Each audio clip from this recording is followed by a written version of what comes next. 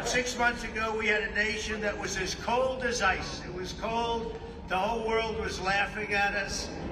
And they're not laughing anymore, that I can tell you now, because of the people here tonight. We have the hottest, most talked about country anywhere in the world. I went to the Middle East, we went to Qatar, Saudi Arabia, we went to UAE, we went to 3 stops, we brought back $5.1 trillion. Think of that. 5.1, they ordered massive amounts of military equipment, regular equipment, 200 Boeing aircraft, and we got one for free for the nation. You've been hearing that. The United States Air Force got one for free. And saying, I'd like one because we need it as Air Force One until the other ones are done. And they said, we would be pleased to give you. So they gave us a Boeing 747 for the United States Air Force. And it's just incredible. The press picked it up and they said, he got a plane. I didn't get a plane. They got a plane. But that's the way it is. You're going to get to know as you deal with the fake news, and then eventually you'll get to love them. Maybe. I doubt it. Actually, I doubt it. But I want to just tell you some of the numbers that just came out. Rasmussen, a majority of Americans now believe our country is on the right track for the first time in 28 years. Think of that. First time in 28 years. That's something. And think of the achievement. And we did that in 4 months. You know, we haven't been here long, 4 months, and we're going to do a lot better than that. But who would think that for 28 years they thought we were on the wrong track? Because I know one thing, that 4 years ago, during our term, we were on the right track. We were doing a great job. And we had one of the most successful, that was one of the most successful terms ever. Then we had a little problem where they rigged an election, and then we came back. And this is bigger, better, stronger than ever before. This one is far bigger than it would have been. This is really something what's happened. We've created over 500,000 new jobs in a short period of time, secured nearly $15 trillion, new investments that are going into our country. And if you notice, the inflation report came out this morning. We're at about 2% inflation. Can you believe it? And very importantly, because the people were devastated, the last administration, in my opinion, the most unsuccessful administration maybe in the history of our country. Grocery prices went through the roof. Well, grocery prices now are down. You remember they were talking about eggs. My first week in office, the press was screaming about eggs. Eggs have gone up 287%. I said, I'm sorry, I just got here. And the eggs went up. Now the eggs are down at the same price they were. We got them all the way down. And we had, 3 weeks ago for Easter, we had an egg hunt, an egg roll they called it. And they said, sir, could you order, a couple of months ago, could you order plastic eggs? I said, we're not ordering plastic eggs. And by the time we had the event, eggs were all the way down. But think of it, grocery prices are down, gasoline prices are down, and they were down just in time. $1, we had numerous states, $1.98 a gallon, just in time for Memorial Day weekend. How about that? Good time. You know, this all endures to you because you're all with us. This is a family. This is really a family. So when I do good, you do good.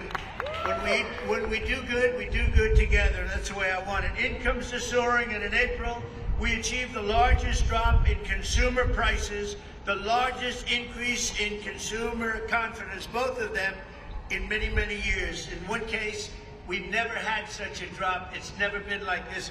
We've never had this kind of success. I just hope it keeps going. You know, you do need a little luck, too. You know that. And sometimes you need a little prayer. Maybe all the time. We need a little bit of a prayer. We're going to keep it going. In a single month, we also cut the trade deficit in half by 50%. Do you believe that one? You don't hear that too much on the news. They don't like to tell you those things.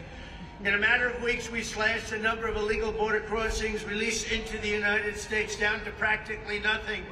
3 people got in. 3. We had hundreds of thousands.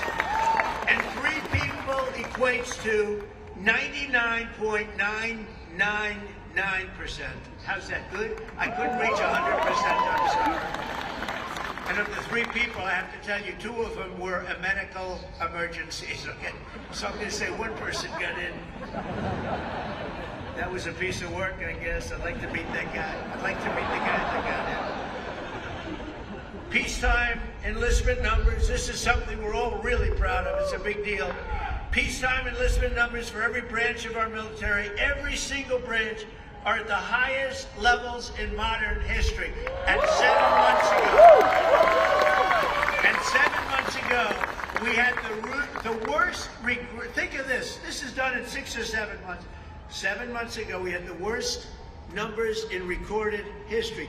Nobody wanted to join the Army, Air Force, Navy, Marines, Coast Guard. Nobody wanted, or our police. Our police are likewise through the roof. 6, 7 months ago, they couldn't fill a position. You couldn't fill it in the military. Now it's hot as a pistol. We have the best numbers. Think of that. The best numbers in a short period of time in modern history. And that's something I'm very proud of. And that's because the people of our country, you love our country, you were devastated to see what was happening. And now you're thrilled to see what's happening because we have a hot one and we love it. We've achieved more in 4 months than most administrations have achieved in 4 years or 8 years. And none of this would have been possible without you. You're the ones that are really doing it. You're the ones that are making it happen. You really are.